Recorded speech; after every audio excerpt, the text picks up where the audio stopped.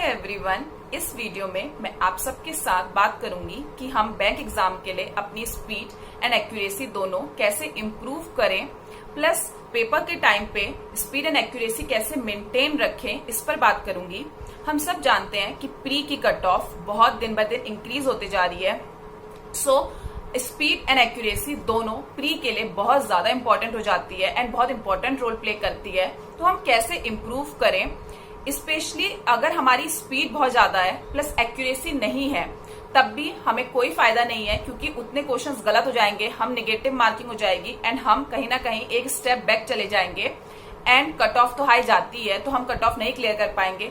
Plus at the same time अगर आपकी accuracy बहुत अच्छी है लेकिन स्पीड बिल्कुल भी नहीं है, तब भी उसका कोई फायदा नहीं है, क्योंकि आप जितने भी क्वेश्चन करेंगे वो करेक्ट तो होंगे। ऑब्वियसली एक्यूरेसी इंपॉर्टेंट है, चाहे आप थोड़े क्वेश्चंस कम करें, बट बिल्कुल भी स्पीड ना होना भी गलत है, क्योंकि देन कट ऑफ ही नहीं क्लियर कर पाएंगे। देन क्या फायदा ऐसी एक्यूरेसी का जब आप कट ऑफ ही क्लियर ना कर पाए। सो मुझे ऐसा लगता है कि जब आप बैंक पेपर देने जा रहे हैं तो स्पीड एंड एक्यूरेसी दोनों का अगर प्रॉपर बैलेंस करना ज्यादा जरूरी है। अगर दोनों बैलेंस में है, दोनों अगर बैलेंस में हमने मेंटेन रखे हैं तो हमें ज्यादा बेटर रिजल्ट्स मिलते हैं। तो हम ऐसा क्या करें कि हमारी दोनों चीज एक साथ इंप्रूव हो, दोनों चीज हम पेपर में मेंटेन रख पाए। इसमें हम अगर स्टेप बाय स्टेप चलेंगे, प्रॉपर वे से प्रिपेयर करेंगे, तो हमारी दोनों चीज इंप्रूव होगी। प्लस स्पीड कभी भी ऐसा पहला स्टेप नहीं है इंप्रूव करने के लिए कि आप सीधे स्पीड पे जंप करें।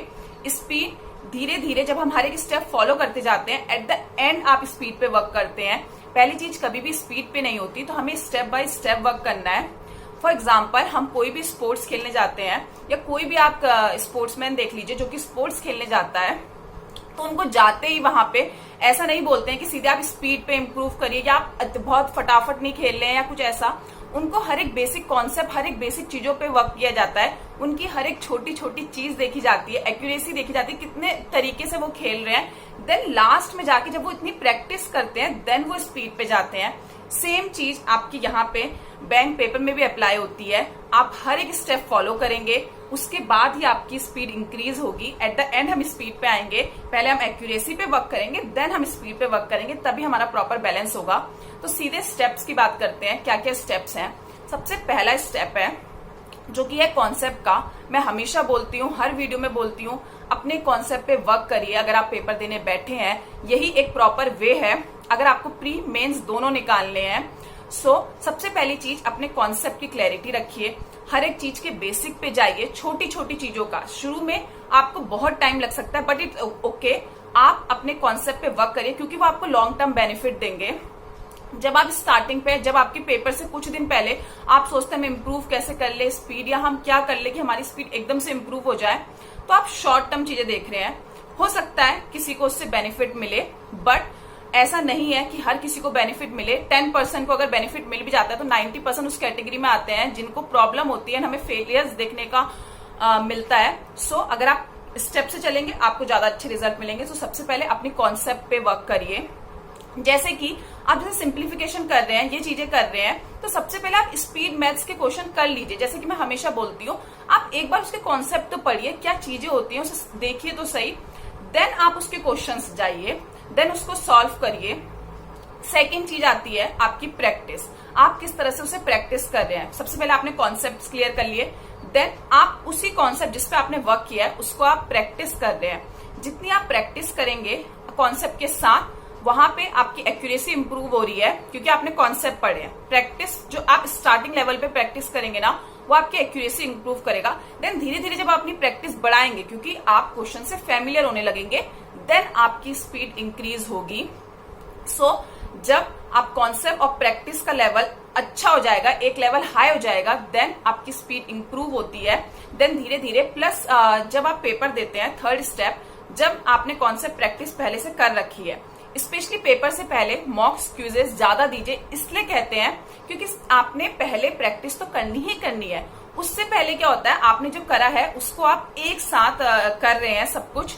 तो जब आप ज्यादा से ज्यादा करते हैं तो आप क्वेश्चन से ज्यादा फैमिलियर होने लगते हैं। पेपर के एग्जाम पैटर्न जो भी आता है, एग्जाम का हमें नहीं पता सिचुएशंस कैसी होती हैं, क्या होती हैं, आप अपने आप को फैमिलियर कर रहे होते हैं उस सिचुएशन से। इन दो स्टेप्स के बाद तीसरे स्टेप पे आना है। जैसे कि आपने किसी भी चैप्टर के कोई भी कॉन्सेप्ट पढ़े, चाहे वो रीजनिंग हो, मैथ्स हो, कुछ भी पढ़ रखा है, आपने उसकी प्रैक्टिस करिए।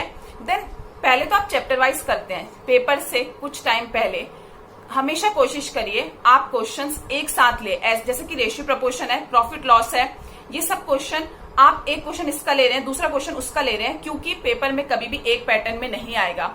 जब हम प्रैक्टिस करते हैं कॉन्सेप्ट के साथ तो हमें पता होता है कि हमने रेशियो प्रपोर्शन पढ़ा है, उसी का क्वेश्चन कर रहे हैं, तो हमारी स्पीड इंप्रूव होती है। तो हमें लगता है हमारी स्पीड इंप्रूव हो गई और पेपर में नहीं आ रही, मॉक में नहीं आ रही। स्टार्टिंग में हमें ऐसा लगता है, बट एक्चुअल में हमने अभी पूरी तरीके से अपनी स्पीड पे, अपनी एक्यूरेसी पे वर्क नहीं करा है। जब हम मॉक देते हैं, क्विज़ेस देते हैं, वो इसीलिए होता है क्योंकि हमने इतनी सारी चीजें पढ़ ली है। अब हमें नहीं पता वो किसी भी ऑर्डर में आ सकती है, वहां पहले डीआई आ सकती है, वहां आप सिंप्लीफिकेशन आ सकता है, प्लस पेपर में नहीं पता हम किस माइंड सेट से वहां जा रहे हैं। तो हम यहाँ जितने मॉक्स है, जितने क्विजेस लगाएंगे, जिस भी वे में करेंगे, वो हमें फैमिलियर कराता है एग्जाम पैटर्न से, वो हमें फैमिलियर कराता है क्वेश्चन से। तो हम रैंडम क्वेश्चन उठाते हैं, देन हमारा माइंड उस तरीके से वर्क करने लगता है, हमारा माइंड उस सिचुएशंस को अडेप्ट करने लगता है, और इसी कारण हमारी पेपर में स्पीड और एक्यूरेसी दोनों मेंटेन होती है। तो जब हमें लगता है हमने कॉन्सेप्ट तो पढ़ लिया, स्पीड क्यों नहीं आ रही है, या हमने तो बहुत अच्छे से प्रैक्टिस भी करी है, तो कई बार हम चैप्टर वाइज प्रैक्टिस कर रहे होते हैं, हमें पता होता है कि प्रॉफिट लॉस है तो ये क्वेश्चन यही इस तरीके से ही होगा, हमने इस कॉन्सेप्ट से पढ़ रखा है। बट जब हम रैंडम क्वेश्चन उठाते हैं, अभी हमने प्रॉफिट लॉस का क्वेश्चन किया, हमारे माइंड में कुछ और चल रहा होता है, देन हम टाइम एंड वर्क का क्वेश्चन करें, हमारे माइंड को एकदम से स्विच करना होता है उस क्वेश्चंस पे। तो यहाँ पे हमारा माइंड, जब हम यहाँ प्रैक्टिस करेंगे, जितनी ज्यादा प्रैक्टिस करेंगे, हमारा माइंड वर्क करने लगेगा, उससे हमारी एक्यूरेसी इंप्रूव होगी। तभी हमारी कई बार एक्यूरेसी भी हट जाती है, क्योंकि माइंड को समझ नहीं आता वो कैसे करे, स्पीड कम हो जाती है। प्लस मैं हमेशा जैसे बोलती हूँ, कभी भी क्वांटिटी पे मत जाइए, क्वालिटी पे जाइए। कंसिस्टेंसी बैंक एग्जाम्स के लिए बहुत इंपॉर्टेंट है। जितना भी मैंने अपने पिछले फेलियर से या जो भी सीखा है, पहले मैं भी ऐसी करती थी कि बहुत सारे सिंप्लीफिकेशंस के क्वेश्चन कर लिए या बहुत सारी चीजें कर ली, देन कई बार मैं उससे 1-2 हफ्ते तो करा, देन मैं नहीं कर पाती थी उस चीज को। देन मैंने ये चीज रियलाइज करी, इट्स बेटर कि मैं शायद 10 ही क्वेश्चन करूं डेली के, बट मैं उसे रेगुलर करूं और मुझे उससे अच्छे रिजल्ट्स मिले हैं। तो आप भी कंसिस्टेंसी से करिए, बिलीव करिए, आपको भी अच्छे रिजल्ट मिलेंगे। जितना भी आप कर रहे हैं, ऑनेस्ट तरीके से अगर आप प्रिपरेशन करेंगे, विद क्वालिटी पे जाइए, क्वांटिटी पे नहीं जाइए।